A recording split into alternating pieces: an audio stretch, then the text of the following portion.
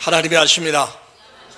역풍과 이사합니다. 참 잘 나왔습니다. 큰 은혜 받으시길 바랍니다. 오늘 이렇게 복된 주일 또 이렇게 하나님 앞에 나와서 예배자로 서게 됩니다.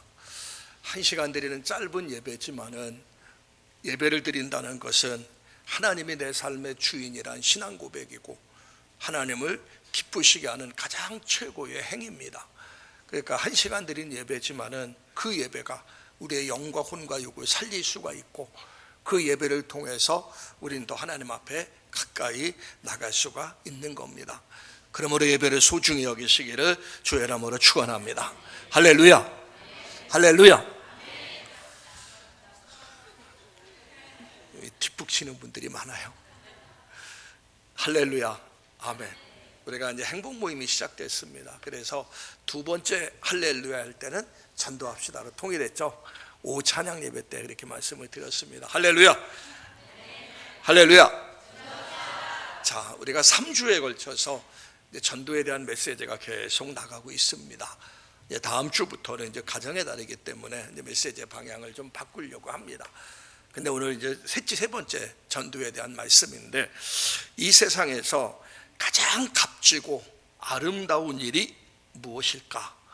이 물음을 우리가 던져볼 필요가 있습니다. 가장 값지고 아름다운 일. 제가 신학을 결정하게 된 이유도 이겁니다.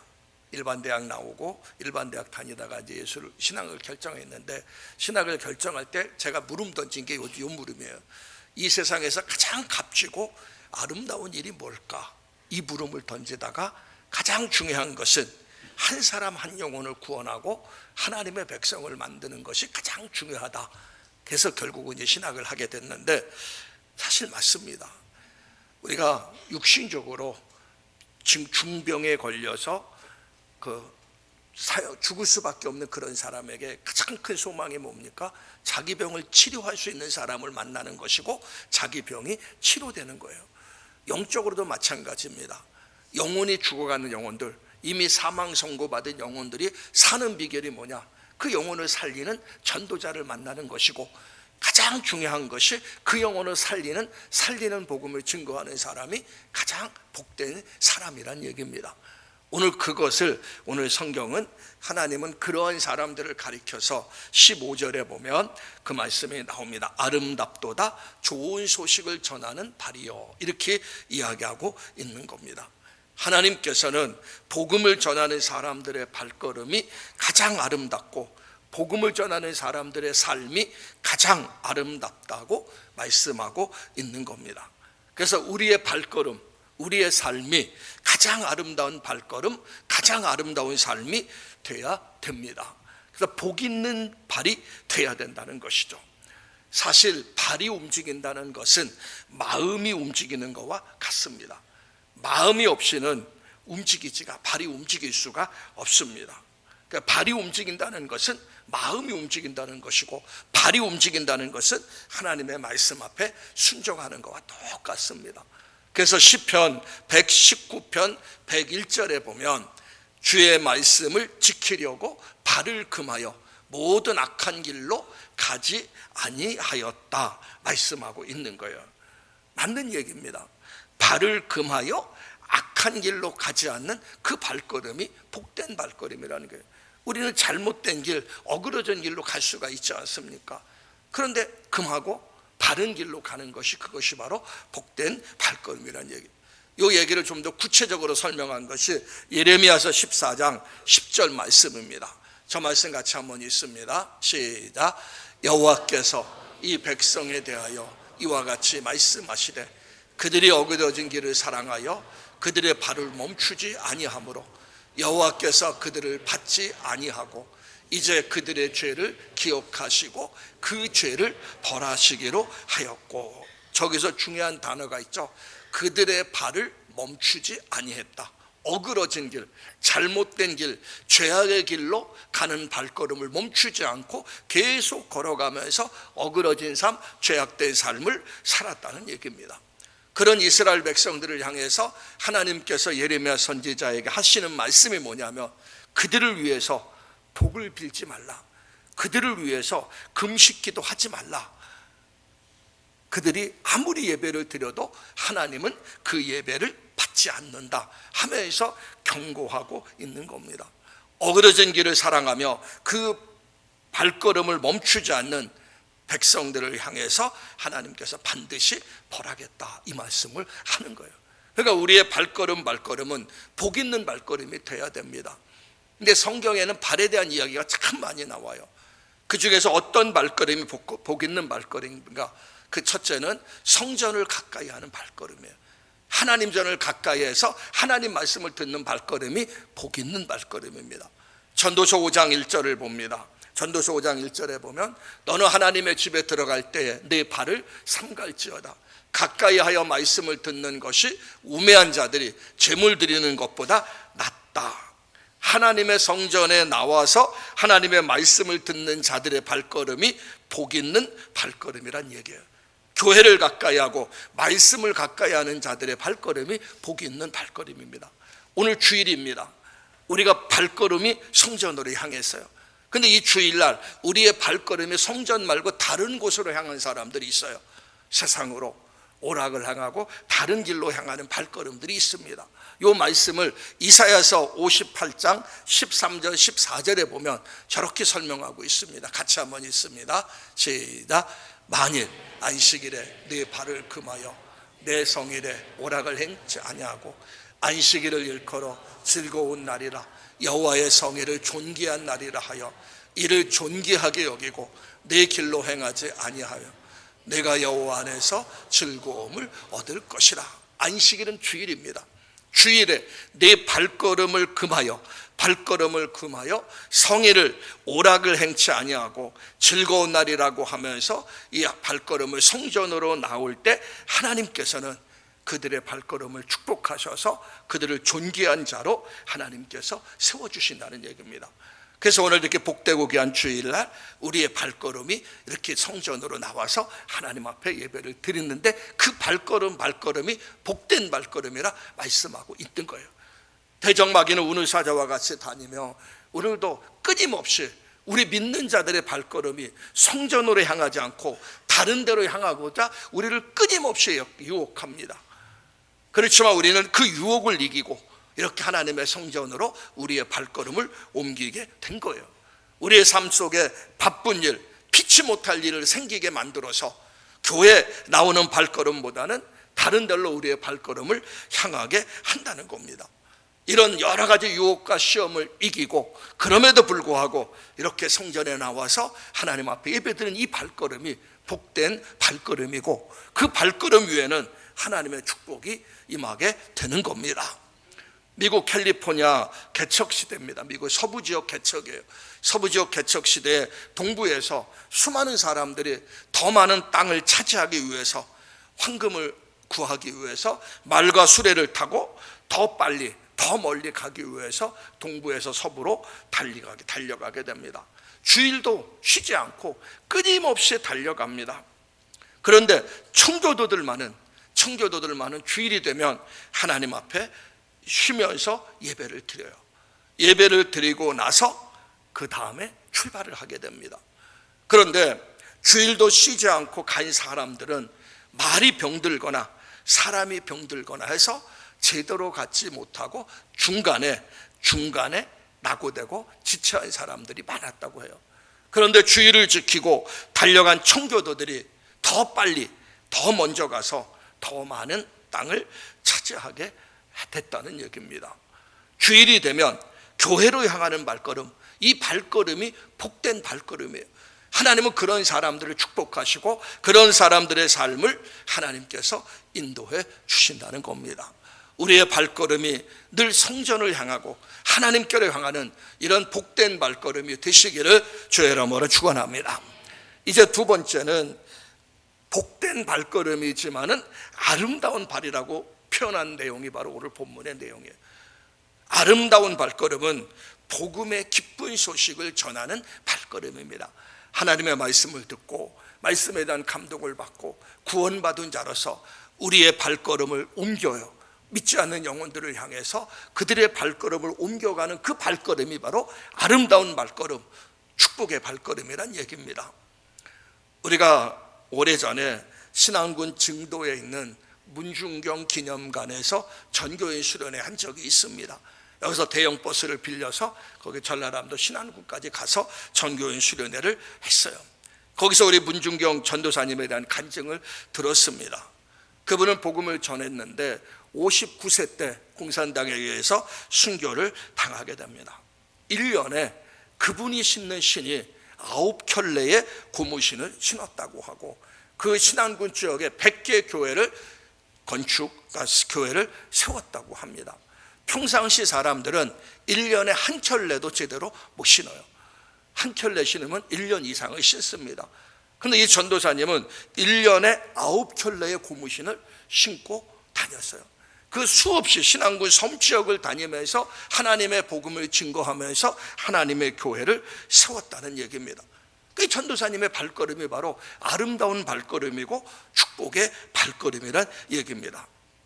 우리는 주님의 십자가의 은혜로 구원받고 생명을 얻었습니다. 하나님이 저와 여러분들에게 구원해 주셨지 않습니까? 구원은 값없이 주시는 하나님의 은혜입니다.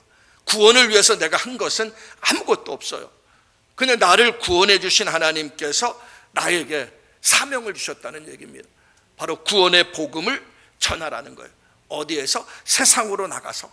그래서 성경에 보면 너희는 가서 모든 족속으로 제자를 삼으라, 온 천하에 다니며 만민에게 복음을 증거하라, 성경은 말씀하고 있는 겁니다. 그러니까 구원받은 성도는 구원의 값진 은혜를 받았기 때문에 그 자리에 머물러 있으면 안 돼요.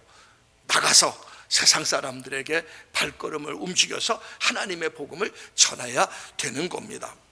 잠언서 24장 11절 12절에 보면 아주 중요한 말씀이 있어요. 한번 같이 한번 읽습니다. 시작.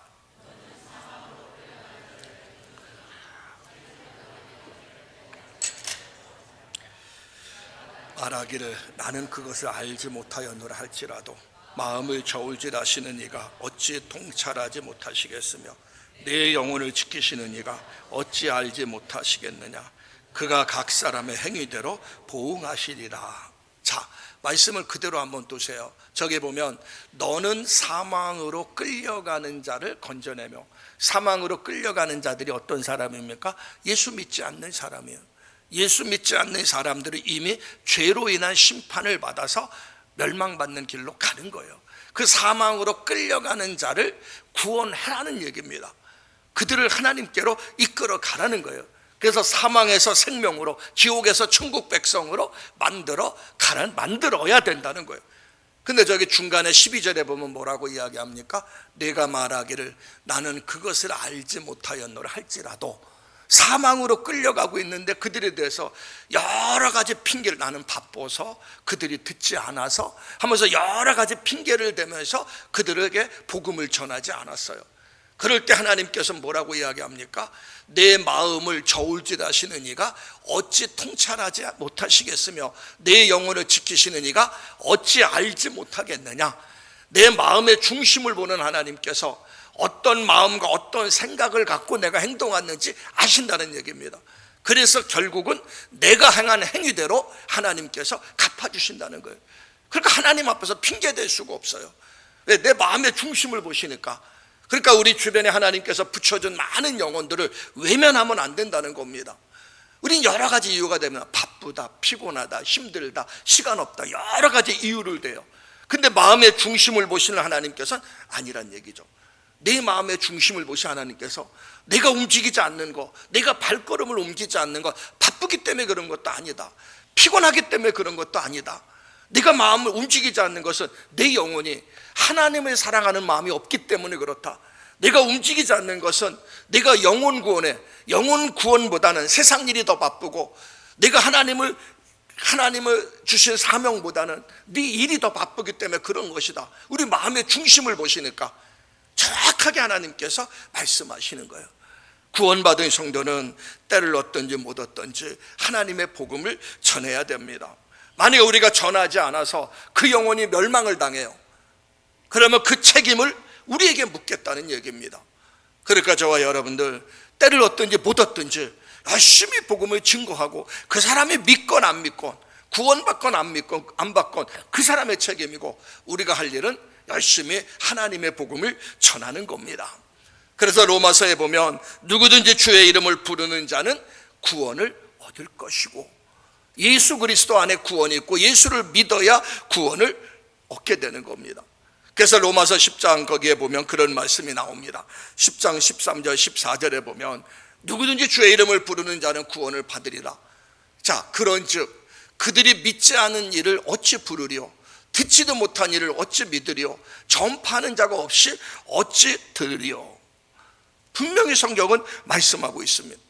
주님을 믿지 않는데 어찌 그들이 주님을 부르며 구원받을 수가 있습니까? 주님의 이름을 한 번도 들어본 적이 없는데 어찌 그들이 주님을 믿을 수가 있습니까? 누가 알려주지 않는다면 어찌 들을 수가 있겠어요?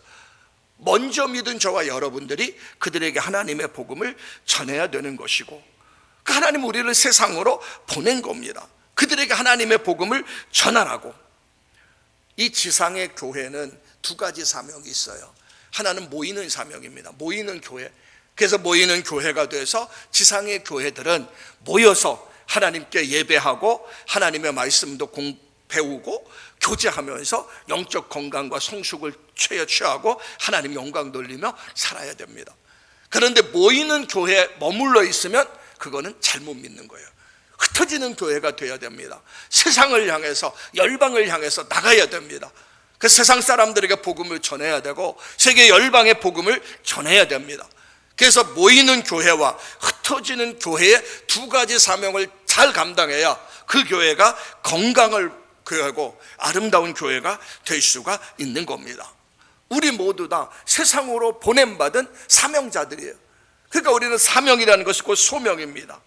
소명을 갖고 복음을 증거하는 저와 여러분들 되시기를 주 여러분에 축원합니다. 제가 1990년도 날짜는 잘 기억이 안 되는데 90년도 후반기에 이제 거제도에 있는 중림성결교회에 이제 십자군 연도대로 파송된 적이 있어요. 그 중림성결교회는 이제 포구기 때문에 그 교회가 아직 세워진 교회가 아닌데 거기에 이제 교회를 세우면서 복음을 전하는 겁니다. 마을 주민 한 100명 정도 되는 주민이고 학생들도 한 30, 40명 정도가 있었어요. 마을 주민들은 전혀 복음을 받아들이지 않습니다. 예수를 믿으면 자기들에게 화가 올 거라고 생각하고 안 받아들이고, 마을 입구에는 성황당에 있어갖고 마을 안에는 교회가 쓸 수 없고 마을 바깥에 교회가 섰어요. 그래서 이제 가서 복음을 전하는데 학생들이 이제 예수를 믿고 하나님께로 옵니다. 그런데 그 당시에는 90년도 후반기만 돼도 이미 저기 한국은 거의 다 복음이 증거된 지역들이에요. 그런데 그들이 전혀 예수를 모르고 기독교가 뭔지도 모른다고 해요. 그런데 놀라운 것은 그 마을 입구에서 이제 그 중림면 그 사무소까지 거리가 한 1.5km 정도 걸어서 가고 옆에는 이제 바다고 이렇게 농지기 때문에 걸어서 갑니다. 근데 중림 입구에 큰 교회가 하나 있어요. 100년이 넘은 교회가 있고 아이들은 그 교회 앞을 지나서 거기까지 가야지 돼요. 근데 아이들은 예수를 들어본 적도 없고 기독교가 뭔지도 몰라요. 근데 그 소식을 딱 들으면서 뭔 생각을 했냐면 저 교회는 100년이 넘는데 100년 넘는 교회라고 자랑하는 교회인데 그 지역에 거기서 얼마 떨어지도 않고 아이들은 다 거길 통해서 자기 마을로 들어가는데 그 아이들은 기독교가 뭔지도 모르고 예수가 뭔지도 몰라요. 그래서 그 아이들에게 복음을 증거하면서 기독교가 뭐고 예수가 뭔가를 전합니다. 그들이 예수 믿고 나서 변화되기 시작해요. 변화되면서 그들의 입에서 나온 단어가 뭔지 아십니까? 우리 부모님은 어떻게 합니까? 이 얘기입니다. 자기들은 예수를 믿었으니까 자기들 말고 자기 부모님들 거기서 느낀 게 전하지 않으니까, 아무리 옆에 100년 된 교회가 있어도 전하지 않으니까 그들은 복음을 모르는구나, 그 생각을 하게 됩니다. 오늘 본문에 분명히 말씀했죠. 구원의 기쁜 소식을 전하는 발걸음이 가장 아름다운 발걸음이다, 성경은 말씀하고 있습니다. 그럼 왜 우리는 구원의 기쁜 소식을 전해야 됩니까? 가장 기본적인 이유는 다른 사람들, 죽어가는 영혼들을 구원하기 위해서 구원의 기쁜 소식을 전해야 되는 거예요. 조금 전에 읽은 말씀이죠. 다른 사람을 살리기 위해서. 그래서 조금 전에 읽은 말씀 13절 14절 말씀, 로마서 다시 한번 봅니다. 13절 14절 로마서 저 말씀을 보시면은 누구든지 주의 이름을 화면 띄워주세요. 누구든지 주의 이름을 부르는 자는 구원을 받을 것이요, 주의 이름을 불러야 구원을 받아요. 근데 그들이 믿지 않는 이를 어찌 부를 수가 있습니다. 믿지 못하는데 어찌 부를 수가 있어요. 근데 믿음은 들음에서 나옵니다. 그러니까 성경은 뭐라고 이야기합니까? 듣지도 못한 일을 어찌 믿으리요? 들어야지만이 믿을 수가 있어요. 그럼 우리가 할 일은 뭡니까? 전하는 자예요. 전해서 그들이 듣게 하고, 들을 때 성령의 역사에서 믿음이 생기고, 믿을 때 주의 이름을 부르게 되고 구원을 받게 되는 겁니다. 전하지 않으면 믿는 자들이 생길 수가 없다는 거예요. 복음을 전할 때 생명의 구원의 역사가 일어나는 겁니다. 교회에서 세상에 줄 수 있는 가장 소중하고 중요한 것이 뭐냐? 바로 이 복음이에요. 복음을 전해야지만이 됩니다. 그래서 고린도전서에 보면 전도에 미련한 것으로 이 세상 사람을 구원하시기를 기뻐했다. 이 전도는 미련한 것 같아요. 어리석은 것 같아요. 세상 사람들에게 예수 믿어야 구원받습니다, 예수 믿어야 됩니다, 얼마나 단순합니까? 그런데 하나님은 그 전도에 미련한 것을 통해서 그들을 구원하시기를 원한다는 얘기입니다. 교회만이 세상에 줄 수 있는 가장 중요한 것이 바로 복음이에요. 이 복음의 놀라운 역사가 예수 이름으로 일어나는 삶의 현장에서 일어나는 이런 교회, 이런 성도들, 이런 주변이 되기를 주의 이름으로 축원합니다. 교회가 세상에 줄 수 있는 것은 생명을 살리는 복음이다. 아프리카 동부 지역의 선교 책임자였던 빈센트 도노반 선교사가 계십니다. 이분이 지은 책이 기독교의 재발견이란 책이에요. 기독교의 재발견이란 책인데, 이분은 그 19년 동안 아프리카 지역에서 사역을 했습니다. 마사이족과 함께 동거하면서 그들에서 사역을 했어요. 그 기독교의 재발견이란 책의 내용이 뭐냐 하면 그들과 함께 했던 삶에 대한 기록이에요. 근데 거기에 보면 무슨 말씀이 나오냐면, 도노반 선교사가 동부 아프리카에 도착했을 때 그곳에는 이미 기존의 선교단체가 있었어요. 그 선교단체가 세운 학교도 있었고 병원도 있었고 기타 시설들도 아주 잘 마련되어 있었다고 합니다. 그런데 놀라운 것은 교회는 없었고 크리스찬들은 없었어요. 이미 선교사들이 세운 학교가 있었고 병원은 있었는데 교회는 없었고 크리스찬들도 없었어요. 나중에 그 이유를 알고 보니까 선교사들이 그 지역에 와서 학교를 짓고 병원을 짓는데 정신이 없어서 학교 짓고 병원 짓는데 모든 에너지를 쏟아놓은 겁니다. 그러다 보니까 자신들이 이곳에 왜, 아프리카에 왜 왔는지 목적을 망각한 거예요. 그래서 병원은 있고 기독교에서 선교사들이 세운 병원은 있고 학교는 있는데 교회는 없고 크리스찬이 없었던 거예요.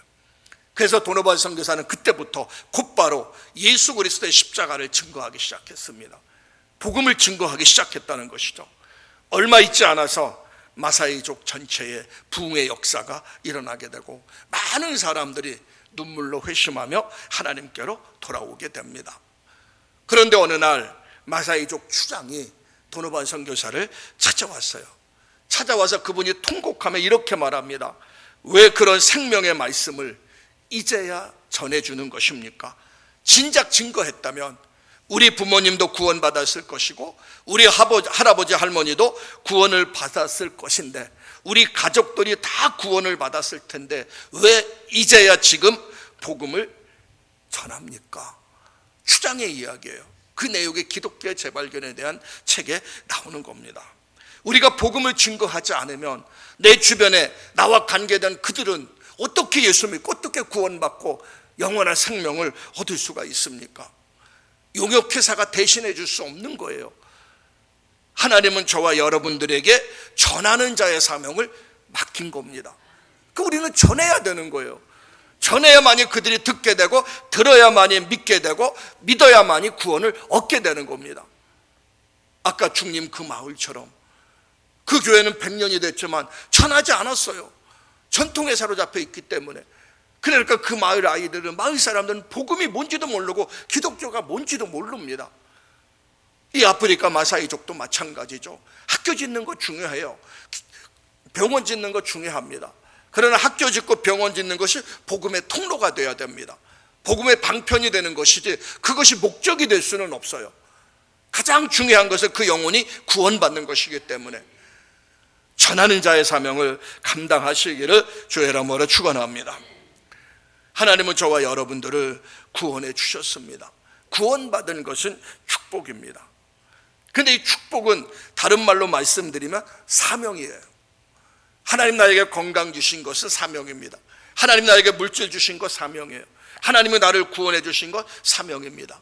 그 속엔 반드시 사명이 있어요. 일하라는 거예요. 구원해 주신 이유는 뭡니까? 사명이 있다고 얘기했죠.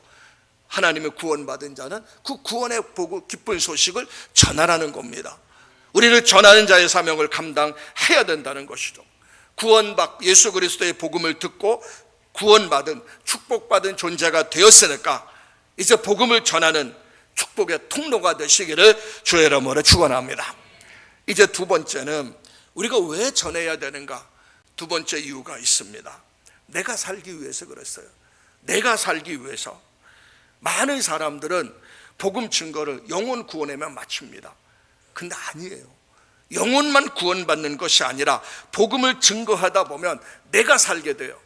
오늘 본문 17절 말씀에 보면 믿음은 들음에서 나며 들음은 그리스도의 말씀으로 말미암느니라, 이 말씀이 나옵니다. 믿음은 들음에서 나며, 내가 복음을 증거할 때 그 증거를 듣는 상대방의 들음으로 믿음이 생겨요.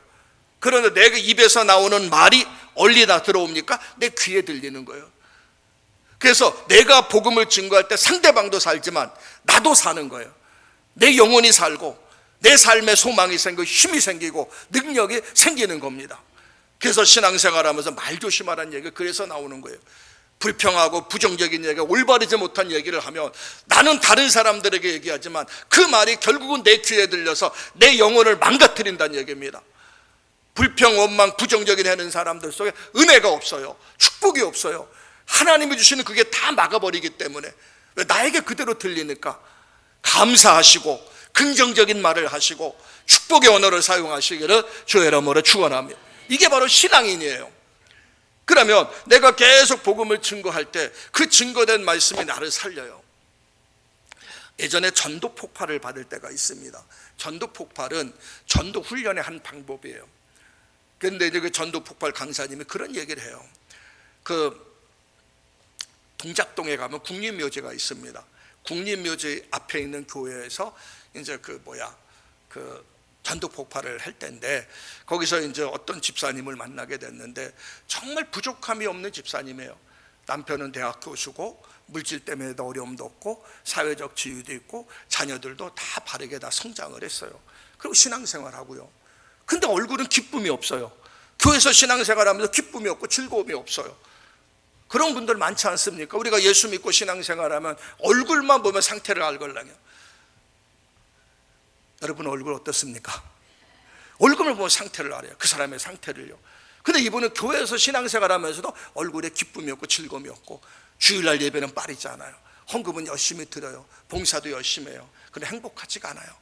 삶에 행복이 없습니다. 자, 그리고 나서 6개월이 지났어요.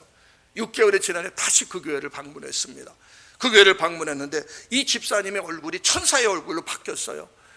봉사하는 것도 즐겁고 예배 드리는 것도 즐겁고 사람들 만나는 얼굴이 환해요. 6개월 전과 후가 너무나 달라버린 거예요. 그래서 질문을 던졌어. 집사님 왜 이렇게 달라졌습니까? 근데 본인은 모르죠. 자기가 왜 달라졌는지. 근데 제3자가 보면은 달라진 게 보이걸랑요. 왜 이렇게 달라졌습니까? 집사님 삶에 무슨 일이 있었습니까? 그랬더니 그분이 딱 한마디예요. 제가요 전도 폭발을 배웠거든요. 전도 폭발을 훈련받고 앞에 동작동 국립묘지가 있는데 매주 동작동 국립묘지에 가서 복음을 전하는 거예요. 복음을 전하다 보니까 자기도 모르는 사이에 그분의 신앙 삶이 바뀌어진 거예요. 얼굴엔 기쁨이 넘치고 감사가 넘치고 내가 주의 복음을 증거하니까 하나님의 은혜가 내 속에 임하게 됩니다. 내 영이 살게 돼요. 심령이 회복되게 됩니다. 그 기쁨과 감사와 즐거움이 넘치는 거예요. 여러분, 우리 신앙생활 행복하게 해야 됩니다. 내가 무엇을 받으려고만 하면 전혀 행복이 없습니다. 이제는 나누어야 돼요. 베풀어야 돼요. 줘야 돼요. 전해야 됩니다. 그럴 때 내 신앙에 기쁨이 넘치고 행복이 넘치게 돼요. 이게 전도자에게 주시는 두 번째 축복입니다. 복음을 전할 때 그 사람의 영혼도 구원받지만 복음을 전하는 사람도 기쁘고 즐겁고 행복하고 영적인 생명의 역사가 일어나게 됩니다. 그래서 내 영혼이 건강해지고 내 영혼이 더욱더 풍성해지고 내가 하나님을 기뻐하시는 일을 하니까 하나님이 내 삶을 축복해 주셔서, 성경에 나오지 않습니까? 마태복음 6장 33절에 보면 너희는 먼저 그의 나라와 그의 의를 구하라. 그리하면 이 모든 것을 너희에게 더하시리라. 무엇을 먹을까, 무엇을 입을까, 무엇을 마실까 염려하는 사람들을 향해서 너희는 먼저 그의 나라와 그의 의를 구하라. 먹을 거, 입을 거, 마실 거 하나님은 다 하신다. 그 하나님께서 너희는 먼저 그의 나라와 그 의를 구하라. 하나님을 기쁘시게 하는 일을 우리가 해야 됩니다. 그게 바로 신앙생활이에요. 신앙생활하면서 늘 불평하고 원망해서 공급이 없다 그러지 마시고, 내가 받은 은혜, 구원의 은혜를 생각하시면서 구원받은 자로서 전하면서 증거하면서 나누면서 신앙생활 하시기를 주의 이름으로 축원합니다. 이럴 때 하나님은 나의 삶을 축복해 주셔서, 특별히 다니엘서 12장 3절에 보면 많은 사람을 옳은 대로 돌아오게 한 자는 하늘의 별처럼 영원토록 빛난다고 분명히 말씀하고 있어요. 많은 사람을 옳은 대로 돌아오게 한 자가 어떤 사람입니까? 전도하는 사람이에요. 별처럼 영원히 빛나는 존귀한 존재로 하나님이 만들어 주셨다는 얘기입니다. 세상 사람들은 이 땅에 살면서 자기가 이루어 놓은 물질, 권세, 명예를 자랑합니다. 근데 그건 한순간에 사라져요. 권세도 사라지고 물질도 사라지고, 그거는 내 영혼에 아무 유익이 없습니다. 그런데 우리 예수 믿는 우리가 자랑거리로, 영원히 자랑거리로 영원히 남는 것이 뭐냐? 사도 바울이 그렇게 고백합니다. 데살로니가전서 2장 19절에 보면 저 말씀이 나옵니다. 같이 한번 읽습니다. 시작.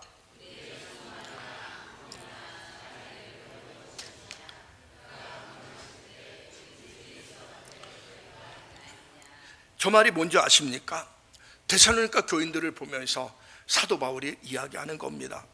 여러분들은 내 일생에서 가장 귀하고 가장 자랑스러운 면류관입니다. 데살로니가 사도 바울의 복음을 증거를 통해서 예수 믿고 구원받은 그들의 모습을 보면서 사도 바울은 가슴이 뿌듯한 거예요. 저들이 내 면류관이다, 내 자랑이다. 마지막에 주님이 재림하시는 날 주님 앞에 섰을 때 그 구원받은 그들의 모습을 보면서 사도 바울은 감격을 하는 거예요. 데살로니가 성도들이 바로 사도 바울을 통해서 구원받은 그들이 사도 바울의 자랑의 면류관이라 얘기입니다. 지금 내가 복음을 증거하는 과정 속에서, 교회를 세우는 과정 속에서 많은 고난과 역경과 어려움이 있지만은 언젠가 주님이 재림하시는 그날에 영원히 썩지 않는 면류관으로 하나님께서 채워주실 것이다, 이 고백을 하고 있는 겁니다. 사도 바울이 세운 교회는 데살로니가 교회만 아닙니다. 고린도 교회, 에베소 교회, 갈라디아 교회, 빌립보 교회, 수많은 교회를 사도 바울은 세웠어요. 그들이 바로 마지막 주님 앞에 사도 바울이 자랑할 최고의 자랑거리고 면류관입니다. 우리 모두 다 마지막에 하나님 앞에 서게 돼요. 하나님 앞에 섰을 때 여러분의 자랑과 여러분의 면류관이 뭡니까? 우리 물음을 던져야 됩니다. 하나님, 내가 주의 복음의 말씀에 순종해서 이렇게 많은 영혼들을 하나님 앞에 구원을 시켰습니다 하면서 영혼 구원을 자랑해야지, 이 땅의 것을 내가 자랑할 필요는 없다는 얘기예요. 오늘 말씀을 꼭 기억하면서 내가 전도해서 구원받게 하고 세운 교회들이 나의 기쁨이 되고 나의 자랑이 되고 나의 영광의 면류관이 되는 그런 성도님들 되시기를 주의 이름으로 축원합니다. 그래서 하나님이 허락한 이 땅의 삶 속에서 구원받은 은혜에 감사하면서 최선을 다해서 하나님의 복음을 증거하는 증거자가 돼야 됩니다. 남미는 가톨릭 국가입니다. 그 남미는 거의 다 가톨릭이에요. 브라질, 아르헨티나 다 거의 가톨릭입니다. 그런데 남미에서 개신교회가 부흥되고 있어요. 1년에 50만 명 이상이 기독교로 개종을 합니다. 많은 영혼들이 개종해요. 그 원인은 물론 성령운동이 있어요. 오순절 성령운동에 강한 역사가 있습니다. 그런데 그것 말고 정말 그 안에 특별히 또 강조된 것이 있어요. 그게 뭐냐면 간 예수 믿고 구원받은 사가족들을, 그들에게 사가족 성경 공부를 하면서 그들에게 분명히 강조하는 것이 있습니다. 그게 뭐냐면 축복과 사명이에요. 축복과 사명. 당신이 지금 예수 믿었죠? 예수를 믿고 하나님의 자녀가 됐지 않습니까? 당신은 구원받은 하나님의 자녀가 됐지 않습니까? 이건 축복입니다. 사실 전도 현장에서 가장 전도하기 어려운 사람들이 가톨릭 신자들입니다. 왜냐하면 그들은 자기들은 큰 집이라고 이야기해요. 우리는 기독교를 작은 집이라고 이야기합니다. 가톨릭에는 구원이 없다는 말이 아니에요. 가톨릭도 예수를 믿으면 구원을 얻어요. 왜? 같은 성경을 하기 때문에. 그렇지만 구원의 복음보다는 행위를 강조합니다. 그러니까 가톨릭 신자들을 전도하기가 참 힘들어요. 그런데 남미에 막 붕의 역사가 일어나는 겁니다. 그러면 거기서 이유는 뭐냐? 일단 축복을 강조해요. 여러분은 구원받은 하나님의 자녀니까 여러분은 축복받은 사람입니다. 그리고 나서 바로 강조하는 게 뭐냐면 사명입니다. 사명. 축복받은 자에겐 사명이 있습니다. 여러분 주변에 예수님을 몰라 멸망당하는 사람들이 얼마나 많습니까? 당장 나가서 전도하십시오. 여러분이 구원받았다면, 축복을 받았다면 거기엔 사명이 있습니다. 이제부터 여러분이 할 일은 여러분 주변에 믿지 않는 사람들, 구원의 확신 갖지 못한 그들의 사람들에게 복음을 전해야 됩니다. 그래서 구원받은 새가족들은 당연히 전도하는 것이 삶의 일부분이 됩니다. 구원받았으면 당연히 전하는 것이죠. 여긴 다른 핑계가 없어요. 바쁘다, 피곤하다, 힘들다, 시간 없다, 핑계가 없습니다. 왜? 주변에 수많이 붙여준 영혼들이 있지 않습니까? 그들은 삶의 현장에서 축복과 사명을 같이 움직였어요. 근데 이거는 바로 저와 여러분들도 똑같이 행동해야 될 겁니다. 우리도 축복받은 하나님의 사람들이에요. 이제 우리에게도 사명이 있습니다. 바로 오늘 말씀을 꼭 기억하시면서 우리는 신앙생활을 해야 됩니다. 이제 말씀을 정리합니다.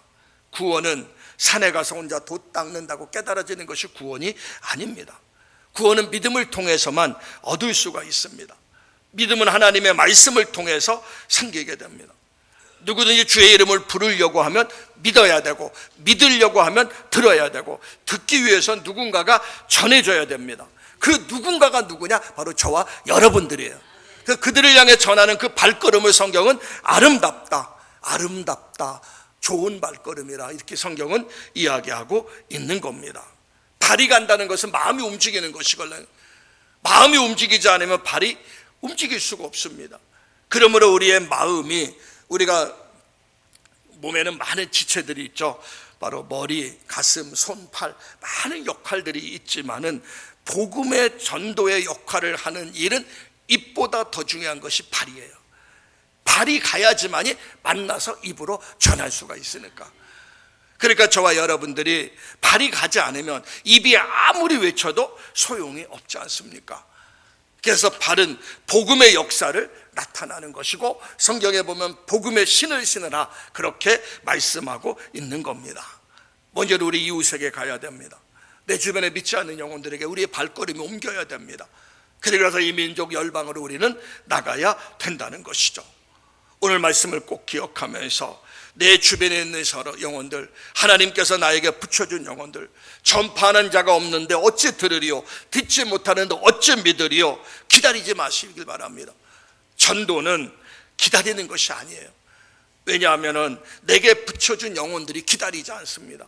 나는 그 영혼의 구원을 위해서 기다리며 기도하고 있어요. 근데 어느 날 갑자기 그 영혼을 하나님이 데려가시면 끝나버리는 거예요. 그러니까 기다리는 것이 아니라 때를 얻든지 못 얻든지 그 영혼을 향해 복음을 전하는 아름다운 발걸음, 복된 발걸음이 돼야 됩니다. 말씀 한 구절하고 마칩니다. 이사야서 6장입니다. 저 말씀을 같이 한번 읽습니다. 시작. 내가 또 주의 목소리를 들으니 주께서 이르시되 내가 누구를 보내며 누가 우리를 위하여 갈고, 내가 이르되 내가 여기 있나이다, 나를 보내소서. 이사야의 고백이 저와 여러분들의 고백이 되는 아름다운 발걸음들 되시기를 주의 이름으로 축원합니다.